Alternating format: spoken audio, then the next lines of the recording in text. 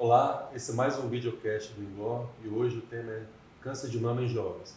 Eu sou Leandro Gonçalves, oncologista clínico, e hoje eu tenho aqui o meu amigo, Dr. Alexandre Marchiori, mastologista, atual presidente da Sociedade Brasileira de Mastologia Regional Goiás. Alexandre, muito obrigado. Hoje o nosso bate-papo é sobre isso, né? Câncer de mama em jovens. E a gente tem uma missão aí pela frente, né? O que você vê no seu dia a dia? Qual que é o que você percebe que está aumentando esses casos? Como é que está sendo isso? Muito obrigado, Leandro. É um prazer estar aqui participando desse videocast, essa instituição que se preocupa em trazer informação e é uma honra fazer parte desse time. Muito feliz aí com o evento e parabenizar você por ter idealizado o evento Câncer de Mama em Jovens, um evento único no Brasil. A gente não tem isso, a gente sempre tem isso dentro de uma parte de um congresso para discutir esse tema, mas um evento focado totalmente nesse tipo de paciente realmente inédito. E hoje, herdando aí a Sociedade Regional Goiás, fico muito feliz em poder dar continuidade ao que o meu antecessor, aí um grande amigo pessoal nosso também, Dr. Frank, junto com você conseguiram estruturar e a gente está conseguindo fazê-lo ir para frente, crescer e poder discutir bastante coisa. Tá muito empolgado? Tá chegando a data. Bastante. Eu acho que muitos temas, né, que a gente precisa discutir, cada vez a gente nota que vão surgindo temas que são mais e mais relevantes, né? Esse ano a gente vai poder discutir um pouco mais sobre questões cirúrgicas, questões relacionadas à mastectomia contralateral, tratamento neoadjuvante, e eu acho que o ponto alto do evento vai ser a discussão de caso clínico, né, que é onde a gente vai poder ver como que é no dia a dia, como que a gente faz no dia a dia e sempre com pacientes jovens, né. Há uma pergunta que sempre me fazem no consultório, eu queria ver a sua opinião como mastologista, que é quem acaba recebendo o paciente primeiro, né? É se você percebe que realmente está tendo um aumento de casos de câncer de mama nas pacientes jovens, né? Que são aquelas pacientes com um diagnóstico com idade menor ou igual a 40 anos. O que você percebe isso? Leandro, e a gente se torna cada vez mais sensível quando a gente se depara com uma paciente com esse padrão, né? Uma mulher que a gente olha jovem, com toda a vitalidade, toda uma vida pela frente, uma vida reprodutiva, uma vida profissional e de repente uma doença que existe uma potencialidade fatal, por isso que traz tanta angústia e tanta ansiedade para todas as pacientes receber um diagnóstico de câncer. E quando a gente olha uma mulher jovem que a gente espera tanta vida, isso realmente traz angústia para todos. E aí quando a gente vê um caso, a gente fala, nossa, está acontecendo demais. O que a gente tem de dados é que realmente há uma progressão em todas as faixas etárias, né, do câncer de mama. É o câncer que em 2020, segundo a Organização Mundial de Saúde, se tornou o câncer mais comum do planeta, um câncer que acomete 50% da população. Só as mulheres, estar à frente, por exemplo, do câncer de pulmão, que acomete homens e mulheres. Então, o câncer de mama realmente vem tomando proporções que merecem nossa atenção. E nessa faixa etária em especial, existe um dado publicado esse ano, dado americano, mas que realmente há uma inflexão um pouquinho maior da curva nas mulheres de 40 anos. Então a gente realmente tem que valorizar esse tipo de evento e estar mais atento para poder dar a melhor solução para as nossas pacientes. O que a gente percebe do ponto de vista de tratamento, né? A gente utiliza muito da literatura internacional, né? E quando você vai analisar a população que fez parte dos estudos, né? A gente percebe que as pacientes jovens elas são subrepresentadas, né? Então a gente acaba utilizando o tratamento em pacientes jovens, mas onde a maior parcela de pacientes não são pacientes jovens, são pacientes na faixa dos 60 anos, né? Entre 60 e 70 anos, que é a média de idade do câncer de mama. E a gente sabe que do ponto de vista biológico, essas pacientes se comportam de maneira diferente, né?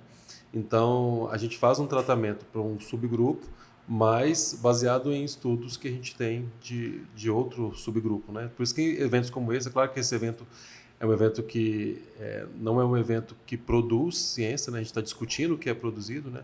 Mas eu acho que no futuro a gente vai poder também trazer informações, né? Estudos, pesquisas focadas nessa faixa etária, né? eu acho que é algo que a gente ainda precisa melhorar bastante.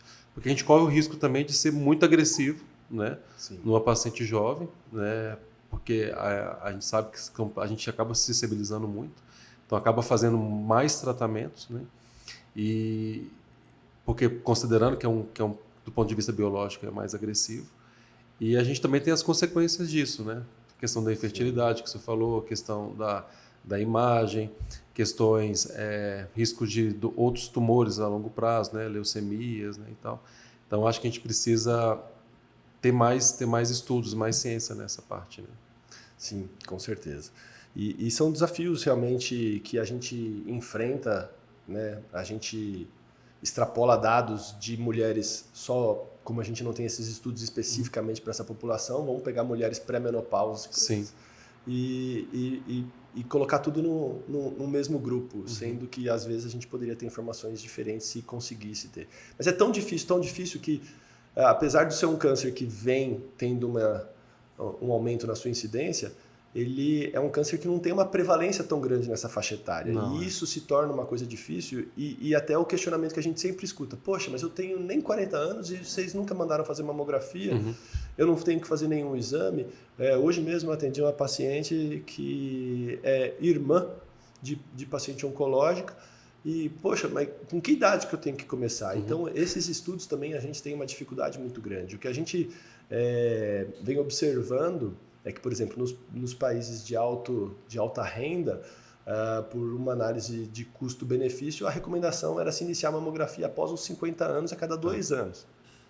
Mas o Brasil, apesar de não ser rico, nossa sociedade sempre se posicionaram para começar após os 40 anos, e única e exclusivamente porque a gente sabia que aumentava a chance de cura de um eventual, de salvar vidas, apesar de gastar mais. Essa custo-eficiência fora era numa política de gestão, era mais bem recebida, mas a paciente tinha o direito. Hoje, não. Hoje, já nesses países mais ricos, também já se recomenda a realização anual após 40 anos. E isso reforça essa posição que a nossa sociedade sempre, aqui no Brasil, a FEBRASGO, de ginecologia, a Sociedade Brasileira de Mastologia, o Colégio Brasileiro de Radiologia, a oncologia clínica, também sempre se posicionando em busca de maiores diagnósticos no momento ideal. Mas e nessas mulheres abaixo de 30 anos? Né? A gente tem uma dificuldade muito grande, porque apesar da gente ter exames, a frequência é tão pequena e a gente vai expor mulheres a mais radiação, porque a mamografia, e isso é uma coisa que precisa estar muito consciente a todos que estão escutando, que realmente a mamografia, né, Leandro, ela é um exame com radiação ionizante. E isso pode gerar mutações, ou seja, ele pode acarretar cânceres. E algumas vezes isso é mal explicado. É uma meia-verdade que, dita por alguns, pode se tornar uma verdade absoluta e a pessoa deixa de fazer mamografia, perdendo a oportunidade. A relação é um câncer causado para 1.000 diagnosticados, então a gente não pode abrir mão de realizar. Mas realizar antes dos 40, para todas as mulheres, a gente ainda não tem essa... Acho que talvez para as pacientes abaixo de 40 anos, o ponto principal seja identificar aquelas famílias de alto risco. Exato. Né? E para essas pacientes de alto risco, famílias de alto risco, você tem uma estratégia diferente. Né? Isso. A gente sabe que quando o câncer de mama é diagnosticado nessa faixa etária mais jovem, existe uma prevalência maior de mutações genéticas hereditárias. Então, algumas pacientes, inclusive, nem podem se submeter a exame com radiação, né? Exato. Então, acho que a gente precisa entender melhor qual o risco daquela família, qual o risco daquele paciente. E é por isso que é importante também, uma vez a gente diagnosticado um câncer de mama numa paciente jovem, a gente encaminhar essa paciente para aconselhamento genético, porque se essa paciente faz o diagnóstico de uma síndrome de predisposição hereditária, isso já vai influenciar a vida de todos os parentes de primeiro grau daquela paciente. Né? Então, muitas vezes as pacientes elas procuram um mastologista querendo fazer exames com mais intensidade, porque tem um histórico familiar, mas muitas vezes essa família não foi investigada do ponto de vista genético. Né? Então, talvez o mais importante que seria avaliado do ponto de vista genético não aconteceu.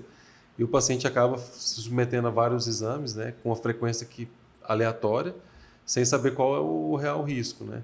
Então, infelizmente, na paciente jovem, o diagnóstico é feito principalmente com base nos sintomas. Né? Então, é importante a gente alertar sobre os sinais de alarme, os sintomas. Não é o ideal, né? Porque uma vez que o tumor é diagnosticado já na fase sintomática, ele já está maior, né? Mas muitas vezes no dia a dia, quando eu pergunto como que foi feito o diagnóstico no paciente jovem, na grande maioria das vezes foi através do sintoma, né? A gente tem que lembrar que hoje em dia as mulheres elas estão atrasando um pouco a gestação, a primeira gestação, né? Então, muitas dessas pacientes elas chegam ao consultório do oncologista com diagnóstico de câncer de mama sem a prole constituída, né? Então, essa é mais uma dificuldade, né, que a gente enfrenta nesse grupo de pacientes jovens, que é tratar a doença, tratar o câncer de mama, mas tentar minimizar as sequelas do tratamento, né? E eu acho que esse contato, falar sobre esse risco e tentar avaliar uma forma de diminuir a chance de infertilidade, acaba sendo o principal médico que acaba fazendo isso é o mastologista, né? Porque é um período de tempo que essa paciente precisa, né, para se preparar para a coleta de óvulos e tal, que muitas vezes quando ela já chega no oncologista, já está próximo de fazer a quimioterapia, né? Então, o mastologista, normalmente ele tem essa sensibilidade, né, em relação a isso. Sim, nós temos que trabalhar como um time, né, Leandro? E a gente tem o prazer de poder fazer isso daqui. Eu acho que de uma maneira como a gente não deixa a desejar em nenhum lugar do mundo. O nosso time, eu acho que é bem completo e realmente a primeira pessoa que tiver o contato com essa paciente e fizer esse diagnóstico tem que acender uma lâmpada, uma faísca e ele falar, opa, como é que está a sua prole, sua família, seu planejamento familiar já está totalmente constituído. Às vezes o mundo dá voltas e as ideias também podem mudar. Alertar isso à paciente e ela se sentir, poxa, é verdade, eu preciso refletir, pelo menos no tema, porque eu posso mudar de opinião. E se eu mudar de opinião e minha fertilidade, infelizmente, por conta do tratamento foi embora, eu poderia ter algum recurso agora, doutor, para poder preservar isso? E a resposta é sim. Hoje a gente tem tecnologias que não impactam no resultado final do tratamento, mas a gente precisa de agilidade, porque muitas vezes, como você falou, nossos tumores não são os tumores subclínicos, são tumores que já têm uma aparência clínica e a gente pode já estar frente a tumores um pouquinho maiores. Então, cada minuto é muito importante. Por falar nisso, me conte o que você enxerga de peculiaridades aí do tratamento do ponto de vista oncológico. O que muda? Como você emprega os tratamentos oncológicos? Você acha que só pelo fato da simplicidade vai fazer sempre ter obrigatoriamente de pesar mais a mão? Tem ferramentas que você pode usar para poder falar, não, apesar de você ser nova, isso não é tão preocupante? O que a gente percebe do ponto de vista oncológico é que essas pacientes, quando comparadas com as pacientes com mais de 40 anos, que têm o mesmo estadiamento, elas se comportam de uma maneira pior, né? Tem um risco maior de recidiva. Então, a gente sabe que somente o estadiamento não é seguro para a gente avaliar qual que é a sobrevida dessa paciente, chance de recidiva. Então, a gente sabe que essas pacientes elas têm uma chance maior de mutações somáticas, né, mutações no tumor, que conferem maior agressividade. Na maioria dos estudos, as pacientes mais jovens, aquelas que são ultra jovens, abaixo de 35 anos, mais de 95% dessas pacientes são submetidas à quimioterapia, mesmo com tumores muito pequenos, né? A gente não o mesmo não é verdade para as pacientes mais idosas, né? As pacientes mais idosas com tumores muito pequenos, a maioria não são submetidas à quimioterapia. As pacientes mais jovens, infelizmente, elas têm um risco de recidiva maior, e esse risco de recidiva ele é principalmente nos primeiros anos. Por quê? Porque, do ponto de vista biológico, elas têm uma maior frequência de tumores luminais, né, que são aqueles tumores hormônio positivos, mas principalmente do subtipo luminal B, que são subtipos que têm um perfil maior de agressividade, uma taxa de proliferação celular mais alta. E a gente também tem uma proporção maior de tumores triplo negativos e tumores HER2 positivos, que são tumores que são muito sensíveis à quimioterapia. Então, fazer quimioterapia para essas pacientes jovens, em geral, traz benefícios para essas pacientes, aumenta muito a chance dessas pacientes ficarem curadas. É pouco provável que a gente atenda uma paciente jovem, somente abaixo de 35 anos, e que a gente não indique quimioterapia. Exatamente porque, para a gente não indicar quimioterapia, teria que ser um tumor muito pequeno, que é pouco provável de a gente encontrar numa paciente jovem. Então, a grande maioria das pacientes jovens, elas em algum momento recebem quimioterapia.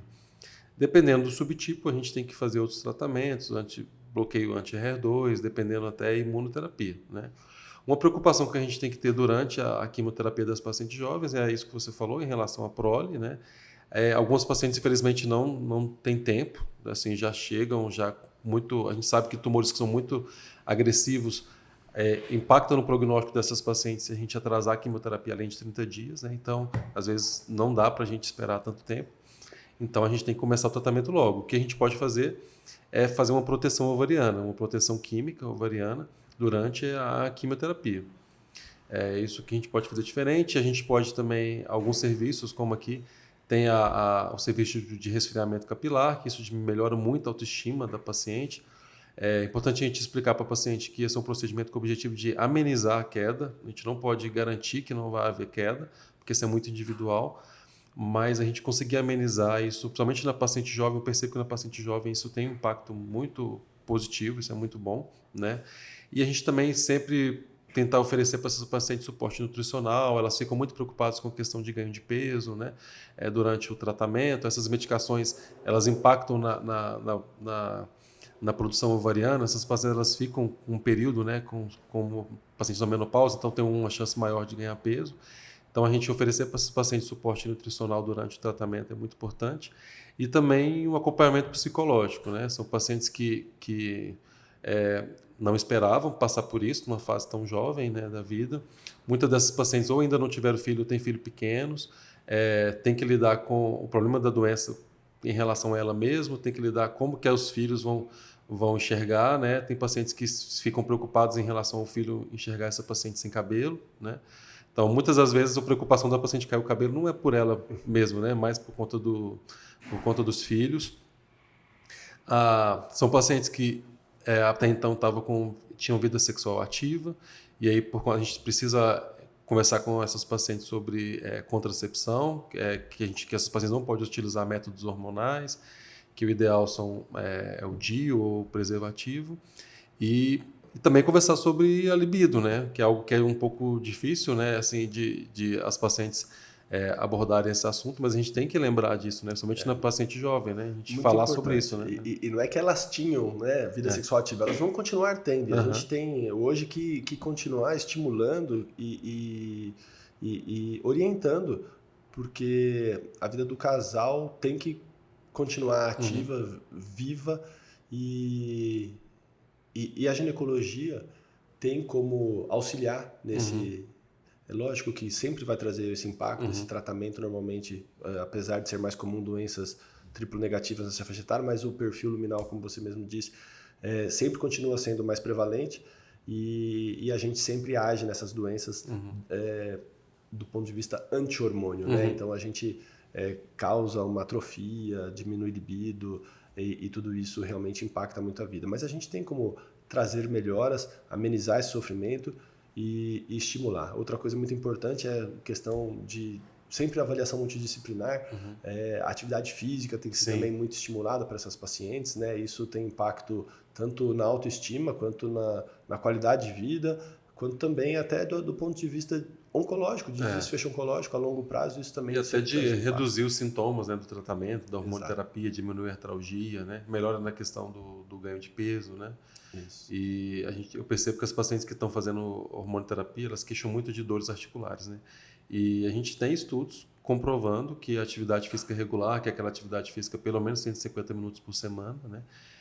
De atividade pelo menos vigorosa, né? Que seria aquela atividade que transpira, né? Isso tem desfecho, né, positivo para essa paciente. O remédio, né? É o remédio para a dor. Exatamente. É a única alternativa que realmente a gente tem. Outras opções são muito menos eficientes. E é uma opção simples, barata, que vai trazer muito ganho para ela também. E Alexandre, as pacientes, elas têm muito medo, né, da doença, né? Uma doença que assusta a todos. E os pacientes têm o conceito de que se ele fizer uma cirurgia pequena, vai estar tratando de forma inadequada. No seu dia a dia, como você percebe isso? Você percebe que as pacientes jovens, elas têm uma tendência maior a fazer cirurgias maiores, mastectomia bilateral, mesmo sem mutação? Como que você tenta passar informações para a paciente para que elas tomem a decisão de forma mais segura? Excelente pergunta, Leandro. E isso não é só a paciente. Muitas vezes até os colegas médicos têm essa sensação de que, poxa, será que eu estou deixando de oferecer alguma coisa para essa paciente se eu não fizer uma cirurgia maior? Do ponto de vista da doença atual, não há necessidade nenhuma de uma cirurgia maior. A gente tem hoje muitas ferramentas muito eficientes para nos mostrar a real relação, tamanho da lesão, tamanho da mama, o quanto que essa lesão compromete toda a extensão da mama.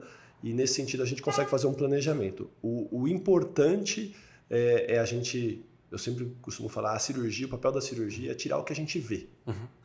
Hoje o que a gente não vê, a radioterapia conseguiu trazer para índices iguais do ponto de vista estatístico a retirar toda a mama, a chance de uma doença voltar. Então eu tenho uma paciente oncológica na minha sala e que ela tem uma boa relação, proporção doença e mama sadia, que vai me proporcionar entregar um resultado satisfatório de forma, não há a necessidade da gente realizar a retirada da mama.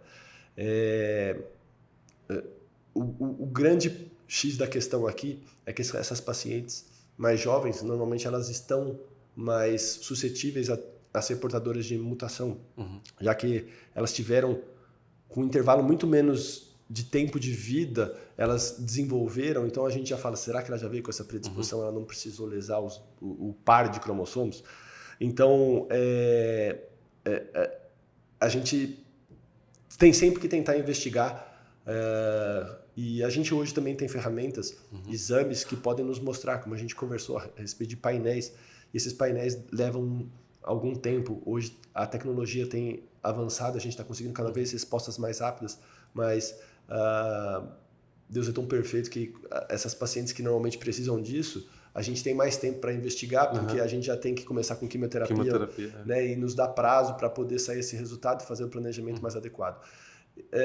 Por outro lado, alguns casos, algumas famílias, que a gente vê muitos casos, uma história muito rica. Mesmo sem mutação. E a mutação não nos entrega quem é aquele familiar, ou qual é a mutação daquela família.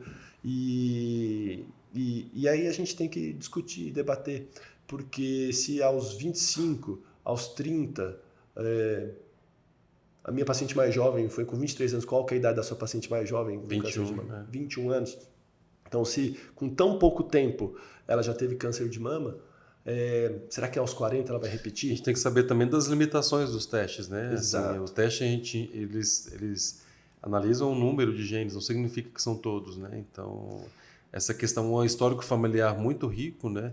Ele tem o mesmo peso do que uma mutação moderadamente ou fortemente patogênica, né? Então, o histórico familiar é muito importante em relação a câncer de mama nessa decisão. E o debate com a paciente, com os familiares, mostrar casos semelhantes, cada cirurgia sempre vai ter um resultado particular, mas a gente mostrar para poder adequar a expectativa com a realidade, né? Porque não é uma cirurgia estética. Então, doutor, já aproveita, tira tudo, já põe uma prótese.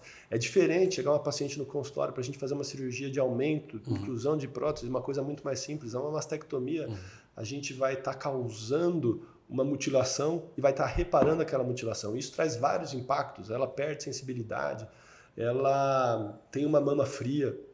Ela vai para um lugar frio e a mama, a silicone, pega a temperatura ambiente, ela sente frio dentro dela. Né? Graças a Deus a gente mora num lugar quente que não tem esse impacto, mas existem vários detalhes que precisam ser conversados. Numa paciente que já tem prótese, isso que é cada vez mais comum, né? Isso. Muda essa decisão assim, em relação ao tipo de cirurgia? Doutor, já tenho prótese mesmo? Isso. A paciente com prótese ela vai ser tratada da mesma maneira. A gente tem que avaliar a relação, novamente, o que vai sobrar de tecido mamário para a gente poder proporcionar uma boa forma. Acontece que quando a gente não realiza uma mastectomia, uma cirurgia mais ampla, uma cirurgia mais radical, obrigatoriamente essas pacientes vão submeter à radioterapia. E isso traz um impacto, um índice de contratura, que pode acontecer em mulheres que realizaram só por estética, mas um índice muito mais alto. E isso é uma coisa que ela leva para sempre, é um efeito que ela vai levar para sempre. E então tudo isso tem que ser discutido, ponderado e tomar uma decisão da maneira mais assertiva e eu sempre brinco, vamos mergulhar de cabeça junto, todo mundo no mesmo barco, e conforme as coisas vão acontecendo no futuro, a gente vai tentando amenizar. Mas a gente não pode levar experiências de outras pessoas que tiveram algum tipo de complicação para que aquilo é a regra. Então, eu falo, viva a sua experiência, né? E vamos tentar enxergar e definir o que vai ser a melhor alternativa do ponto de vista cirúrgico naquele momento para aquela paciente. Tem um dado que vai provavelmente ser discutido no simpósio, né, que é em relação à satisfação das pacientes, né? O que a gente sabe é que as pacientes jovens, quando elas se submetem a mastectomias, normalmente bilaterais, a taxa de satisfação a longo prazo é menor do que daquelas pacientes que fazem cirurgia conservadora, né? E tem um risco maior também de depressão, ansiedade, e a gente imaginava e esperava o contrário, né? Que essas pacientes elas estariam submetendo a cirurgias maiores para diminuir a ansiedade com os exames, né? E na verdade o que aconteceu é o contrário, essas pacientes elas ficaram mais ansiosas, mais inseguras, né? Então, muitas vezes a paciente fala, não doutor, eu quero tirar outra mama porque eu quero ficar mais tranquila. E o que os estudos mostram não é isso, né? O que mostra que não é bem assim. Né? O grau de satisfação, por isso que é uma cirurgia reparadora, não se compara a um grau de uma satisfação, na maioria das vezes, por pura e simplesmente estética. Óbvio que existem casos de cirurgia estética que existe insatisfação e existem casos espetaculares de reconstrução de mama que a mulher fala, nossa, ficou melhor muito bacana. Né? Hoje a oncoplastia tem evoluído muito e saindo um pouco dessa faixa etária de menos de 40 anos, onde na maioria das vezes as mulheres ainda estão bastante satisfeitas com a forma da mama, as mulheres do cume de incidência, que é entre 50 e 60 anos, sempre tem algum tipo de queixa. E a gente consegue agregar, associar essa cirurgia à parte da oncologia com a parte estética, dando mais autoestima, mais satisfação com a autoimagem que a paciente tem depois de tratada. Acho que é isso. Acho que a gente vai ter no simpósio, a gente vai poder discutir esses assuntos, né, que a gente abordou aqui com mais profundidade, né, com mais detalhes. E a gente vai poder escutar a opinião também de vários colegas, né, de colegas muito bacanas que a gente planejou com muito carinho, gente de fora, gente daqui de Goiânia. Eu acho que esse simpósio, a importância dele, além de ser algo inédito, né, no Brasil, é algo que a gente consegue também integrar, né? Integrar as pessoas, é um momento que a gente agora está voltando para os eventos presenciais, né? É quando a gente pode trocar ideias, trocar informações, trocar experiências, e eu acho que esse simpósio ele vai agregar muito, ele vem agregando, né? E eu imagino que esse ano não vai ser diferente, né? Esse ano a gente tem uma capacidade maior, né? A gente está praticamente dobrando a capacidade de convidados, né? E a procura, as inscrições já estão abertas, falta menos de um mês para o simpósio e já estão praticamente esgotadas, né, as inscrições. Então a gente sabe que porque realmente é um evento que faz diferença para os nossos colegas, né, para os nossos profissionais. Faz. E é um evento multidisciplinar, né? Todas as especialidades vão estar representadas. A gente vai ter tanto a oncologia clínica quanto a mastologia, mas a gente vai ter a radiologia, a radio-oncologia, a patologia, a medicina nuclear. Vai estar todo mundo lá para debater e realmente é um evento que a gente tem a oportunidade de se encontrar, de conversar, de estudar, de transferir conhecimento, adquirir conhecimento. Né? E realmente eu estou bastante feliz, ansioso e é uma honra aí estar ao seu lado aí nessa organização. A sociedade está se empenhando bastante aí que a gente possa entregar para a nossa sociedade um evento bem bacana. Então eu faço uma recomendação para os médicos aí que ainda não se inscreveram, não percam tempo, porque infelizmente as vagas são limitadas e a gente, estourando a capacidade, não vai conseguir agregar mais. Então todos façam sua inscrição o quanto antes. É isso aí, pessoal. A gente encerra por aqui o nosso videocast. Gostaria de agradecer a presença aqui do Dr. Alexandre e reforçar o convite para o nosso simpósio, né? É a segunda edição, esse ano a gente está com capacidade muito maior e eu acredito que vai ser o mesmo sucesso do ano passado. Um abraço, obrigado. Um abraço.